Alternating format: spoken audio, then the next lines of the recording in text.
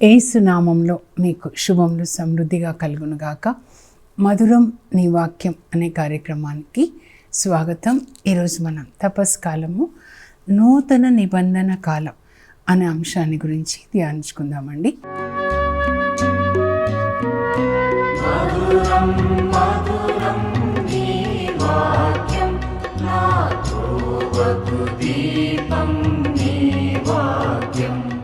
మీరు బైబిల్ గ్రంథాన్ని చూసినట్లయితే బైబిల్ గ్రంథము 2 భాగాలుగా విభజించబడి ఉంటుందండి.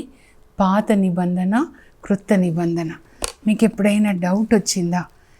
అంటే ఏంటి పాత క్రొత్త, పాత ఏంటి క్రొత్త ఏంటి అని. నిబంధన అంటే ఒప్పందం అండి. ఇద్దరు వ్యక్తుల మధ్య బిజినెస్ చేస్తున్నప్పుడు ఒక ఒప్పందం చేసుకుంటారు కదా. అలాగే పెళ్ళి ఇద్దరు వ్యక్తులు దేవునితో చేసుకునే ఒప్పందం అన్నమాట. నమ్మకంగా ఉంటాము, ఒకరినొకరు గౌరవించుకుంటాం, కష్టంలో సుఖంలో తోడుగా ఉంటాము అని చెప్పి అన్నమాట. అలాగే బిజినెస్లో ఒకరు 80% పెట్టారనుకోండి, ఇంకొకరు 20% అనుకోండి. సో ఈ బలవంతుడైన పార్ట్నరు బలహీనుని మీద కొన్ని కండిషన్స్, షరతులు పెడతాడనమాట. ఇప్పుడు దేవుడు మనతో నిబంధన చేసుకుంటున్నాడు. దేవుడు ఎవరంటే సర్వశక్తి మంతుడు, అంటే ఎల్షాడై, వాక్యంతో అన్నీ చేసిన వాడనమాట. ఆయన వాక్యంతోనే భూమిని సృజించాడు. ఈ బలవంతుడైన దేవుడు బలహీనమైన మనతో ఒప్పందం చేసేటప్పుడు మనకి కొన్ని షరతులు పెడతాడండి. ఆ షరతులే 10 ఆజ్ఞలు అన్నమాట. ఈరోజు మన రీడింగ్స్ ఏంటి మనం ఒకసారి చూసి ఈ 2 ఒప్పందాలు ఏంటి మనం తెలుసుకుందాం. కనీసం అండి, మినిమం అన్నమాట, క్రైస్తవులుగా మనం తెలుసుకోవాలి. ఈ నిబంధన ఏంటి అని ఒకసారి మీరు తెలుసుకోనండి. ఈ లోక జ్ఞానం మిమ్మల్ని రక్షించదు, దేవుని యొక్క జ్ఞానం ఇది. దీన్ని మనం తెలుసుకుందాం. ఈరోజు రీడింగ్స్ కూడా చూద్దామండి. ఈరోజు రీడింగ్స్ ఏంటి అని నేను చూసినప్పుడు ఇర్మియా గ్రంథంలో 31 అధ్యాయం 31 నుంచి 34 వరకు అన్నమాట. అంటే అక్కడ దేవుడు ఇర్మియాతో నూతన నిబంధన గురించి మాట్లాడుతున్నారు. అప్పుడు ప్రభు వెంటనే నాకు ప్రేరణ ఏంటంటే, అమ్మ 2 నిబంధనల గురించి ఏంటి అసలు నిబంధన అంటే, దేవుడు ఏమి ఒప్పందం చేశాడు, ఏమి ఆశీర్వాదాలు ఇచ్చాడు, ఏమి షరతులు పెట్టాడు, అవి కొంచెం చెప్పమ్మా అని ఒక ప్రేరణ వచ్చిందండి. అందువల్ల సో ఈరోజు దాన్ని బట్టి అన్నమాట. అయితే నూతన నిబంధన గురించి హెబ్రీ పత్రికలో 8వ అధ్యాయంలో 10 నుంచి 12 వరకు అండి. అలాగే 10వ అధ్యాయంలో 16, 17 2 చోట్ల అదే పత్రికలో దేవుడు నూతన నిబంధన గురించి రాస్తారనమాట. పాత నిబంధనలో ఇర్మియా గ్రంథం. అలాగే మనకి యోహాను సువార్త 12వ అధ్యాయంలో ఒక్క వచనం ధ్యానించుకుందాం, 24 అన్నమాట. అక్కడ యేసు ప్రభు ఏమంటారంటే, గోధుమ గింజ భూమిలో పడి నశించాలి, అప్పుడు అది అధికంగా ఫలిస్తుంది అని. మనం చనిపోవాలని, దేనికి చనిపోవాలంటే ఈ శరీర వాంఛలకు అన్నమాట. గోధుమ గింజ భూమిలో పడి నశించినప్పుడు, అంటే మన శరీర వాంఛలన్నీ నశించినప్పుడు మనలో ఉన్న ఆత్మ ఫలిస్తుంది అన్నమాట, విస్తారంగా ఫలిస్తుంది. అది ఈ ఆచారాలు కాదు, ఈ 40 రోజులు ఏదో ఆచారాలు కాదు, కానీ మన శరీరంలో ఉన్నటువంటి పాపం, విందులు, వినోదాలు, త్రాగుడు, అబద్ధాలు, పాపం చూడడం, ఇవన్నీ కూడా నశించిపోవాలన్నమాట. లోపలున్న ఇవన్నీ పిశాచులు నశించిపోవాలి పరిశుద్ధాత్మ అగ్నిలో. అయితే ఇప్పుడు మనం పాత క్రొత్త నిబంధనలు చూద్దామండి. ముందుగా నేను క్రొత్త నిబంధన ఇర్మియా గ్రంథంలో 31వ అధ్యాయంలో 33, 34 అండి. ముందు చెప్తాను, తర్వాత చదువుతాను. మీరు రాసుకోవాలి, మీరు కూడా రాసుకోవాలి. ఇర్మియాతో దేవుడు ఏం చెప్తారంటే, నేను ఇజ్రాయెల్ ప్రజలతో యూదా ప్రజలు, అప్పటికే ఇజ్రాయెల్ దేశం 2గా విడిపోతుందండి. యూదా ప్రజలతో క్రొత్త నిబంధన చేసుకునే రోజులు వస్తున్నాయి, అవి రాబోతూ ఉన్నాయి. నేను పాత నిబంధన ఐగుప్తు నుంచి ప్రజల్ని నాతో విడిపించుకొని వచ్చి సినాయి పర్వతం దగ్గర పాత నిబంధన చేశాను. అప్పుడు వాళ్ళు మేమందరం పాటిస్తామని చెప్పి కూడా నా ఆజ్ఞలు వాళ్ళు మీరారు, కనుకనే వాళ్ళకి ఇలాంటి శిక్ష వచ్చిందనమాట. కానీ ఇప్పుడు క్రొత్త నిబంధన చేసుకుంటాను, అది పాతలాగా ఉండదు. ఈసారి ఏం చేస్తానంటే క్రొత్త నిబంధనలో నేను నా చట్టాలన్నీ కూడా, నా ఆజ్ఞలన్నీ నేను ఎక్కడ పెడతానంటే వాళ్ళ మనసుల్లో రాస్తాను, వాళ్ళ హృదయాల్లో రాస్తాను. పాత నిబంధన ఎక్కడండి? పలకల మీద అన్నమాట, అంటే బయట జరిగింది. నూతన నిబంధన దేవుడు లోపలికి వెళ్ళి పరిశుద్ధాత్మ మన మనస్సులో మన హృదయంలో రాస్తానని చెప్తున్నాడు అన్నమాట. ఇంకా ఏం చెప్తున్నాడంటే నేను వాళ్ళ పాపాలని మన్నిస్తాను, వాళ్ళ పాపాలని నేను ఇంకా జ్ఞాపకం ఉంచుకున్నాను. ఇవన్నీ ఆశీర్వాదాలండి. అంటే ఎలా మన్నిస్తారంటే తండ్రి మన పాపాలు యేసుక్రీస్తు శిలువ మరణం ద్వారా. అందుకే మనం చెప్తాం 14 స్థలాల్లో, మీరు లోకాన్ని రక్షించారు మీ శిలువ మరణం చేత. సెయింట్ ఫ్రాన్సిస్ ఆఫ్ అసిసి ప్రార్థన అండి అది. You have saved us Lord by your death on the cross అన్నమాట. శిలువ మరణం ద్వారా మన పాపాలు మన్నించాలని తండ్రి దేవుడు, యేసు ప్రభు, మరి పరిశుద్ధాత్మ వాళ్ళు నిబంధన ఒప్పందం చేసుకున్నారండి. ఇంకేంటంటే ఈ నూతన నిబంధనలో ఒకరు ఇంకొకరికి బోధించే అవసరం లేదు. పరిశుద్ధాత్మ వాళ్ళలో నివసిస్తూ పరిశుద్ధాత్మే వాళ్ళకి ఒక టీచర్ లాగా అన్నిటినీ ఆయన బోధిస్తాడు. యోహాను 14:26 అన్నమాట. ఈ నూతన నిబంధన ఎప్పుడు జరిగిందంటే జగత్తుకు పునాది వేయక ముందే. 1 పేతురు 1:20లో పేతురు రాస్తూ అంటాడనమాట, మిమ్మల్ని సైతాను బానిసత్వం నుంచి విడిపించడానికి వెండి బంగారాలు కాదు యేసు ప్రభు చెల్లించింది, ఆయన అమూల్యమగు పరిశుద్ధ రక్తం ద్వారా మిమ్మల్ని విమోచించాడు. ఇలా మనల్ని విమోచించాలి అని జగత్తుకు పునాది వేయక ముందే పరలోకంలో తండ్రి కుమార పరిశుద్ధాత్మల మధ్యలో నూతన నిబంధన జరుగుతుందండి. అలాగే 1 తిమోతి 2:6లో కూడా పౌలు రాస్తాడనమాట, మానవులందరూ రక్షించబడాలని దేవుని యొక్క కోరిక. ఆ కోరిక ప్రకారమే యేసు ప్రభు తన సమయంలో, తగిన సమయంలో ఈ లోకంలో మనిషి అవతారం ఎత్తాడు, ప్రత్యక్షమయ్యాడు అని రాయబడి ఉంటుంది. యేసు ప్రభు పుట్టడం ఏదో అకస్మాత్తుగా గాబ్రియేల్ దూత వచ్చి మరియ తల్లికి శుభ సందేశాన్ని ఇవ్వడం ద్వారా జరిగింది కాదు. భూమిని సృజించకముందే, అంటే దేవునికి అంతా తెలుసు. సృజించకముందే మరి మనం పాపులని ఎట్లా తెలుస్తుందంటే ఆయన ఆల్ఫా, ఆయన ఒమేగా అన్నమాట. నా జీవితం ఎండు వరకు ఏంటో ఆయనకు తెలుసు. భూమి ఆల్ఫా, భూమికి ఒమేగా, ఆయనే సృజించాడు. మనుషులని సృజించిన తర్వాత వాళ్ళు పాపం చేస్తారు, పడిపోతారు. మరి పాపం చేసిన వాళ్ళు 10 ఆజ్ఞల ప్రకారం నరకం వెళ్ళాలి, కానీ ఎవ్వరూ నరకం వెళ్ళడం దేవుని చిత్తం కాదు. కనుక దేవుడు యేసు ప్రభుని అడుగుతారు, నాన్న నువ్వు వెళ్ళి శరీరూపం ధరించి సిలువలో మరణిస్తే నీ సిలువ మరణాన్ని బట్టి నేను వాళ్ళని మన్నిస్తాను. ఇది మీరు తెలుసుకోవాలండి. ఇది నూతన నిబంధన. ఒకసారి పాత నిబంధన ఏంటి మనం తెలుసుకుందాం. పాత నిబంధన సినాయి పర్వతం దగ్గర జరుగుతుందండి. నిర్గమకాండం 19వ అధ్యాయంలో 19 నుంచి మీరు ఇంకా 34 వరకు చూడొచ్చు. నిర్గమకాండం అన్నమాట. 19వ అధ్యాయం చూస్తే అక్కడ మోషేని మాత్రం ముందు దేవుడు సినాయి పర్వతం మీదకి రమ్మని, ఇదో నేను మిమ్మల్ని పక్షి తన పిల్లల్ని రెక్కల మీద మోసుకొని వచ్చినట్లు ఐగుప్తు బానిసత్వం నుంచి నా దగ్గర చేర్చుకున్నాను కదా, కనుక నా బిడ్డలకి నువ్వు ఒక్కటి చెప్పాలి మోషే. వాళ్ళకి ఏం చెప్పాలంటే, ఇదిగో నా మాటలు వాళ్ళు శ్రద్ధగా విని నేను చెప్పిన ఆజ్ఞలన్నీ పాటిస్తే మీరే నా ప్రజలు, ఈ ప్రపంచంలో నా సొంత ప్రజలు అని చెప్పయ్యా అంటే అలాగే కిందికి వెళ్ళి చెప్తాడు. దేవుడు తను చెప్పే ఆజ్ఞలు పాటించమంటున్నాడంటే సరే తప్పకుండా పాటిస్తామని చెప్తారు. మళ్ళీ 2సారి చెప్తారు దేవుడు, అందరినీ శుద్ధి చేసుకొని 3వ రోజు రెడీగా ఉండమను. సాయంకాలం ప్రొద్దుగుంకిన తర్వాత నేను ఆ అగ్ని రూపంలో సినాయి పర్వతం మీద వచ్చి నేను వాళ్ళతో నిబంధన చేసుకుంటాను. అలాగే మోషే చెప్తాడు, వాళ్ళు అలాగే చేస్తారు. దేవుడు వచ్చేస్తారండి. ఇప్పుడు 20వ అధ్యాయం అన్నమాట. అప్పుడు దేవుడు వాళ్ళకి 10 ఆజ్ఞలు ఇస్తూ ఉన్నారు.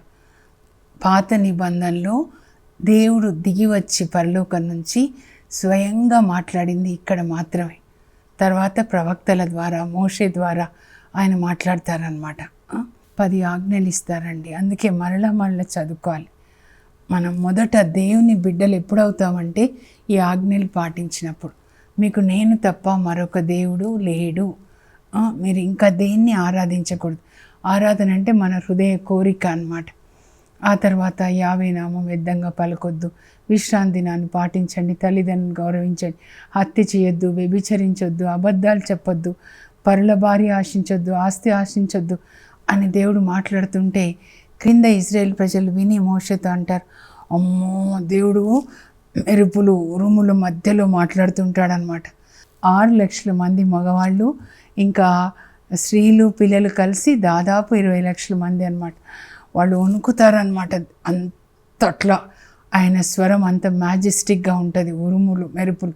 అమ్మో ఆయన అట్లా మాట్లాడుతుండే మేము చచ్చిపోతాం. మోషే నువ్వు కొండ మీదకి వెళ్ళి ఆయన చెప్పింది విని కిందికి వచ్చి మాకు చెప్పు, మేము ఏది చెప్తే అది చేస్తాం అని అన్నప్పుడు దేవుడు మోషేని పిలిచి కరెక్టే వాళ్ళు చెప్పింది, నేను చెప్పింది వెళ్ళి వాళ్ళకి చెప్పు అంటే మోషే అలాగే 8 సార్లు పైకి కిందికి వచ్చి దేవుడు చెప్పింది అంతా విని కింద ప్రజలకి బోధిస్తారు.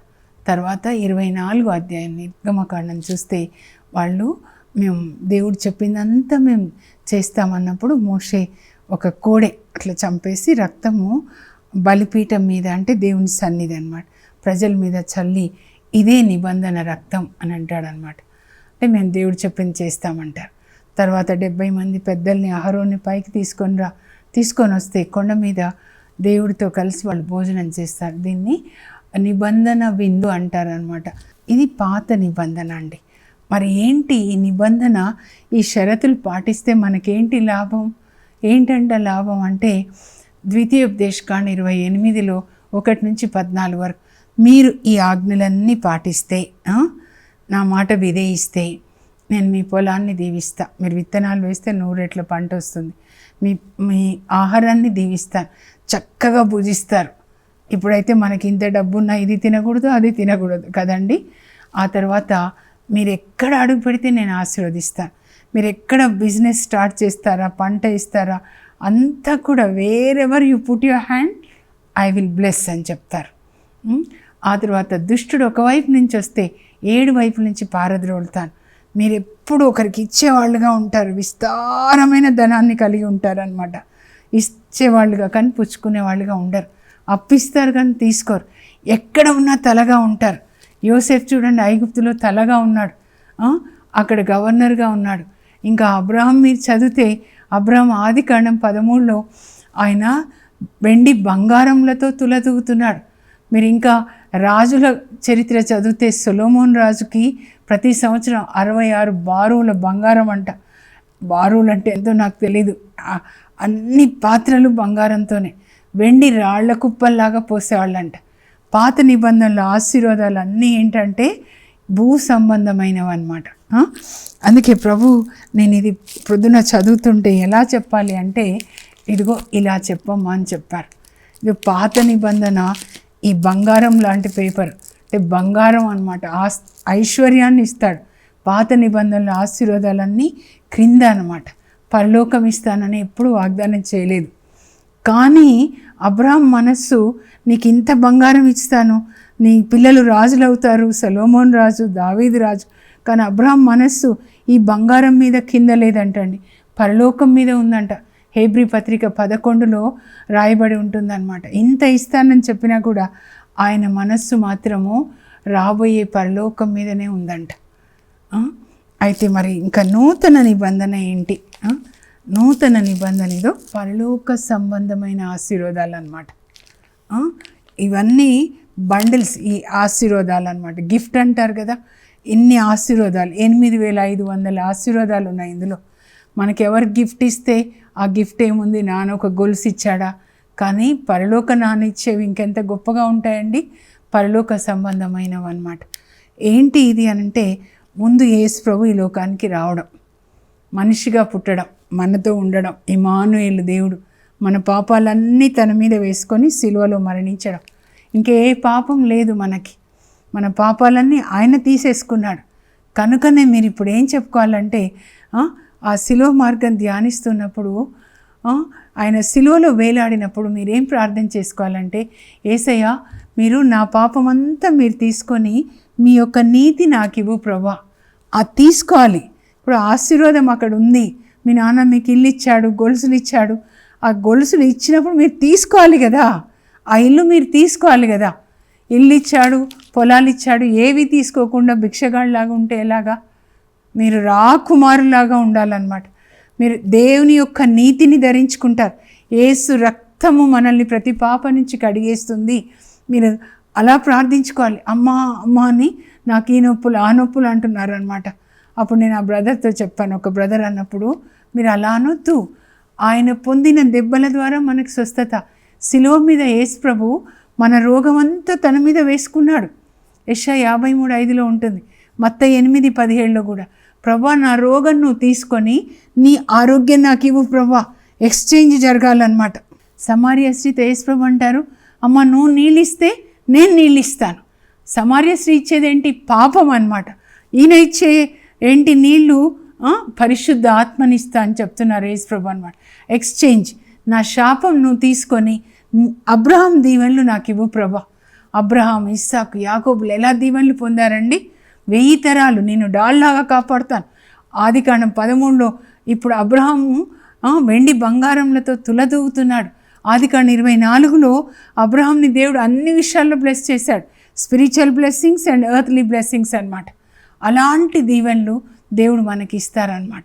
వీటి కొరకు మనం అడగాలి. నూతన నిబంధనలో ఆశీర్వాదాలు ప్యాకేజ్ అంటారు చూడండి, అన్ని లోపల ఉంటాయి. ఓపెన్ చేస్తే అన్నీ ఉంటాయన్నమాట. ఒక ఆయన మరి ఓడలో ఇక్కడి నుంచి అమెరికా వెళ్ళాలని, ఆ పాత రోజుల్లో అండి, ఇంకా అప్పుడు విమానాలు రాలేదన్నమాట. టికెట్ కొనుక్కున్నాడు, మరి కూర్చున్నాడు. అది ఓడ వెళ్తూ ఉంది. మధ్యలో అందరూ వెళ్ళి ఆ లంచ్ టైంకి వెళ్ళి వాళ్ళు లంచ్ చేస్తున్నారు. ఈయన వెళ్ళట్లా. ఎందుకయ్యా నువ్వు రావట్లేదంటే, నా దగ్గర డబ్బులు లేవండి తినడానికి. అయ్యో పిచ్చివాడా, నువ్వు టికెట్ కొన్నప్పుడే ఓడలో ప్రయాణం చేయడానికి ఆ టికెట్లోనే ఈ ఫుడ్ కూడా అంతా అందులోనే ఉంది అని చెప్తే అయ్యో అవునా అని ఇంక అప్పటి నుంచి వెళ్తున్నాడు అనమాట. అంటే యేసు రక్తంలో మనం కడగబడినప్పుడు మనకి దేవుడు పరిశుద్ధ ఆత్మనిస్తారండి. ఆయన మన హృదయంలో నివసిస్తారు. అప్పుడు మనం దేవుని బిడ్డలు అని, మనం పరలోక తండ్రి బిడ్డలు అయిపోతాం. మన పేరు జీవగ్రంథంలో రాయబడి ఉంటుంది. అప్పుడు ఈ లోక సంబంధమైనవి కూడా మనకు అన్నీ ఇస్తారండి.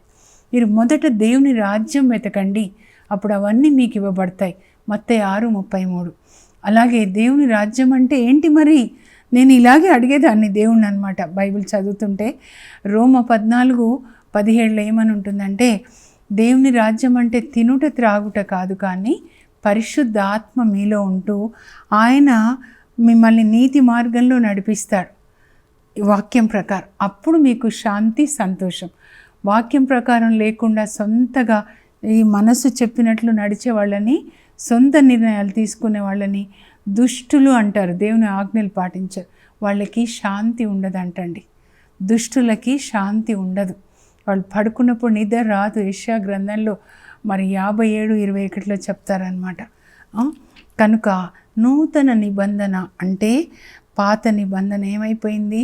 పౌలు ఏం చెప్తాడంటే, హెబ్రీ పత్రిక అండి 8వ అధ్యాయంలో మీరు చదివితే ఇదే ఇర్మియాకి ఏం చెప్పాడు దేవుడు, అదే హెబ్రీలో చెప్తారనమాట. కొత్త నిబంధన దాని ప్రకారం ఏంటంటే, నేను 8:12 నుంచి పైకొద్దాం. అందరి పాపాలు మన్నిస్తాను. దేవుడు మన పాపాలు మన్నిస్తారంట యేసు ప్రభు శిలువ మరణం ద్వారా అన్నమాట. అది మనం అడగాలి. నా పాపను నువ్వు తీసుకొని నీ నీతి నాకు ఇవ్వయ్యా. నీతి వస్త్రాన్ని మనకిస్తారు. ఆ తర్వాత ఎవరు ఇంకొకరికి బోధించే అవసరం లేదంట. అందుకే నూతన నిబంధనలో ప్రవక్తలు ఉండరు. ఎవరు బోధిస్తారు మరి? యేసు ప్రభు యోహాన్ 14లో కడరా భోజన సమయంలో చెప్తారు 26లో, పరిశుద్ధ ఆత్మ మీలోనికి వచ్చి మీకు అన్ని విషయాలు బోధిస్తాడు. ఆయన ముందు మీ మనస్సులో, మీ హృదయంలో దేవుని ఆజ్ఞలన్నీ రాస్తాడు. నాకు అలాగే రాశారండి 97లో. అందుకే ఇప్పుడు ఇవన్నీ కూడా ఇక్కడ ఉన్నాయి. బైబిల్ చూసే అవసరం నాకు లేదు, ఇక్కడ ఉంది అంతా. ఏ టైంకి ఏం చెప్పాలో పరిశుద్ధాత్మ ఫోకస్ చేస్తారు. ఈ వాక్యం అంటే అది కనబడుతుంది అన్నమాట. అలా మన హృదయాల్లో రాస్తారు, మనసులో రాస్తారు. ఆ తర్వాత ఆయన మనకి బోధిస్తారు. మనస్సాక్షి, ఇది కరెక్ట్, ఇది తప్పు, ఇది దేవునిది కాదు అని చెప్పి మనస్సాక్షి ఆ తర్వాత ఏంటంటే యేసు ప్రభు శిలువ మరణం ద్వారా పాపక్షమాపణ కదా. ఆ తర్వాత పరిశుద్ధాత్మ మనలో ఉండి మనకి బోధిస్తూ ఉంటారనమాట. ఇంకొక ఆశీర్వాదం ఏంటంటే అది యోహాన్ 14 అండి. నేను వెళ్ళి మీకు పరలోకంలో ఇల్లు కట్టి మళ్ళీ వచ్చి మిమ్మల్ని తీసుకెళ్తాను.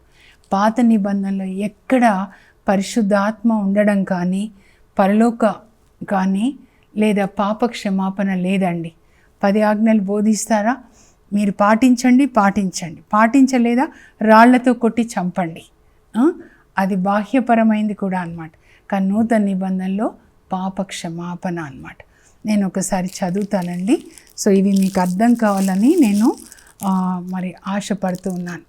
పాత నిబంధనలో ఆశీర్వాదాలు ఉన్నాయి, ఇవన్నీ కిందవి భూ సంబంధమే. నూతన నిబంధనల ఆశీర్వాదాలు పరలోక సంబంధమైనవి అన్నమాట. యేసు ప్రభు శిలువ మరణం ద్వారా పాపక్షమాపణ, పరిశుద్ధాత్మ మనలో ఉండి మనల్ని నీతి మార్గంలో నడిపిస్తాడు. అలాగే మనకి పరలోక భాగ్యం అన్నమాట. ఇవన్నీ ఆశీర్వాదాలు మనం పొందాలి. నేను ఒకసారి చదువుతాను, మీరు స్క్రీన్ మీద చూసి రాసుకోనండి దయచేసి. ముందుగా నూతన నిబంధన ఇర్మియా 31, 33, 34 వచనాలు. నూతన నిబంధన, నేను నా ధర్మశాస్త్రమును వారి మనస్సులందు ఉంచెదను, వారి హృదయముల మీద దానిని రాసెదను. నేను వారికి దేవుడనై ఉందును, వారు నా ప్రజలగుదురు. పరిశుద్ధాత్మ వారికి సమస్త విషయములను బోధించును. నేను వారి పాపములను మన్నింతును, వానిని ఇక జ్ఞప్తి అందుంచుకొనను. God said, I will put my law in their minds and write it on their hearts. I will be their God and they'll be my people. ఇప్పుడు పాత క్రొత్త నిబంధనల మధ్య తేడా నేను చదువుతా అండి. పాత నిబంధన సినాయి పర్వతం దగ్గర జరుగుతుంది. 10 ఆజ్ఞలు, షరతులు రాతి పలకల మీద రాయబడతాయి. మరి పాత నిబంధనలో మీరు చేయండి, విశ్రాంతి దినాన్ని పాటించండి, తల్లిదండ్రులు గౌరవించండి, అలా మరి గొర్రెల మేకల రక్తంతో జరుగుతుంది నిబంధన. ఆశీర్వాదాలు భూలోక సంబంధమైనవి. మోషే గుడారంలో మరి యాజకులు వెళ్ళి రక్తాన్ని ఇస్తారు, గొర్రె పిల్లల బలి. ఇది బాహ్యపరమైనది అన్నమాట, ఫిజికల్. నూతన నిబంధన పరలోకంలో జరుగుతుందండి, జగత్తు పునాదికి ముందే. కడరా భోజన సమయంలో యేసు ప్రభు నూతన నిబంధనని స్థాపిస్తారు. మీకు పరలోకాన్ని ఇస్తాను, పరిశుద్ధాత్మ నీకు అన్ని విషయాలు బోధిస్తాడు అని స్థాపిస్తారు. ఇది నా రక్తము, నిబంధన రక్తం అని చెప్తారనమాట. ఇంకా మరి షరతులు ఏంటంటే అష్టభాగ్యాలు. ఈ నిబంధన ఎక్కడ రాయబడుతుందంటే మన మనసులో, హృదయంలో పరిశుద్ధాత్మ దేవుడు రాస్తాడు. నూతన నిబంధన ఏంటంటే దేవుడు చేస్తానంటున్నారు. నేను మీ మనసులో రాస్తాను, నేను మీకు బోధిస్తాను, నేను మిమ్మల్ని మన్నిస్తాను, నేను అని చెప్తారు. పాత నిబంధన మనల్ని చేయమని, కానీ నూతన నిబంధన మనలో ఆయన ఉండి చేస్తారు. యేసు పరిశుద్ధ రక్తంతో ఈ నిబంధన జరుగుతుంది. ఈ పరలోక దీవెనలు మనకు వస్తాయి. మరి పరలోక గుడారంలో యేసు ప్రభు తన రక్తాన్ని ఇస్తాడు. యేసు ప్రభువే బలిగా అర్పించబడతాడు. ఈ నూతన నిబంధన అంతరంగంలో ఆత్మలో జరుగుతుంది. ఇది స్పిరిచువల్ ఇంటర్నల్ అన్నమాట. పాత నిబంధన రాతి పలకల మీద బాహ్యంగా మరి జరిగిందండి సినాయి పర్వతం దగ్గర. నూతన నిబంధన ఒక్కొక్క వ్యక్తికి అన్నమాట. నాకు 97లో మరి నాలోనికి పరిశుద్ధాత్మ వెళ్ళి నాకు కల్వరి దర్శనాన్ని చూపించి, పరలోకాన్ని చూపించి, ఆ తర్వాత నా హృదయంలో ఈ ఆజ్ఞలన్నీ రాశారు. ఇది యేసు ప్రభుతో మనకి జరిగే ఒక వ్యక్తిగతమైన పెళ్ళి అన్నమాట. It is internal, it is spiritual. ప్రార్థన చేసుకుందాం. పరలోకపు మా తండ్రి, ఈ నూతన నిబంధన ఒక్కొక్కరితో మీరు చేసుకుంటారు ప్రభువా. అలా మరి శిష్యులతో చేసుకున్నారు. పెంతెకోస్తు దినాన ఒక్కొక్కరితో పరిశుద్ధాత్మదేవ మీరు ఒక్కొక్కరిలోనికి వెళ్ళి మీ చట్టాలన్నీ వాళ్ళ హృదయాల్లో, మనస్సుల్లో రాసి వాళ్ళు వాటిని పాటించేటట్లు సాయం చేయండి. యేసయ్య, మీ సిలువ మరణం ద్వారా మాకు పాప క్షమాపణ ఉంది కనుక మా పాపాలన్నీ క్షమించి మీరు పొందిన దెబ్బల ద్వారా మాకు స్వస్థత దయచేయమని, ఈ 2 నిబంధనలని గురించి ప్రతి ఒక్కరికి మీరు బోధించండి పరిశుద్ధాత్మదేవ. మీరే మంచి గురువు కనుక బోధించమని యేసు నామంలో అడుగుచున్నాం తండ్రి, ఆమెన్. పాత నిబంధన ఏంటంటే ఈ లోక సంబంధమైనటువంటి ఆశీర్వాదాలండి. ఇప్పుడు నూతన నిబంధన కాలం. ఈ నిబంధన ప్రకారం యేసు ప్రభు శిలువ మరణం ద్వారా మనల్ని క్షమించి పరిశుద్ధాత్మ మనలో నివసిస్తూ మనల్ని నీతి మార్గంలో నడిపిస్తాడు. అప్పుడు మనందరినీ కూడా పరలోకానికి తీసుకొని వెళ్తాడు. ఈ కృప దేవుడు మీ అందరికీ దయచేయను గాక. God bless you. Have a blessed day.